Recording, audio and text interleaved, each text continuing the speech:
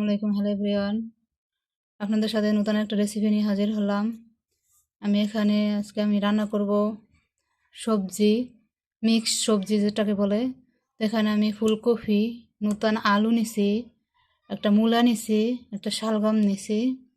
আর এখানে আমি পেঁয়াজগুলো কুচিয়ে নিছি, মরিচ কাটে নিছি, ধনিয়া পাতা নিছি, একটু ডালও দিব। তো এই জন্য আমি ডালটাকে একটু সেদ্ধ করে নিছি। তো এখন চলুন আমরা রান্না শুরু করি। চুলায় কড়াই বসাই দিছি, এখন আমি তেল দিয়ে দেবো। তেলগুলো দিয়ে দিচ্ছি, এখন আমি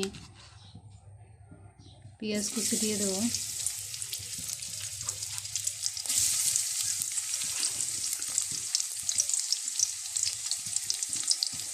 পেঁয়াজটাকে একটু ভেজে নেব, পরে আমি মরিচ দেব। পেঁয়াজগুলো ভাজা হয়ে গেছে, এখন আমি মরিচগুলো দিয়ে দেব। মরিচটাকে আমি একটু সুন্দর করে ভেজে নেব। এখন আমি একটা তেজপাতা দিয়ে দেবো,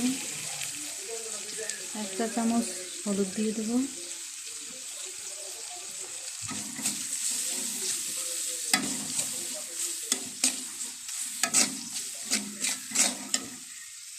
এখন আমি কেটে রাখা সবজিগুলো দিয়ে দেব।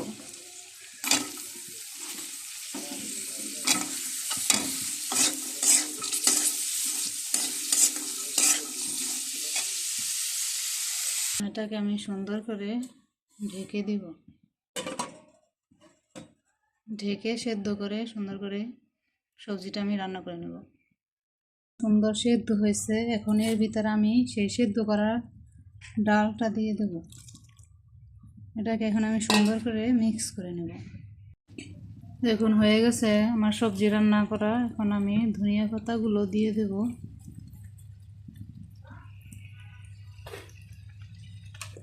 এটাকে সুন্দর করে এটার সাথে মিক্স করে নেব, পরে আমি নামিয়ে ফেলবো।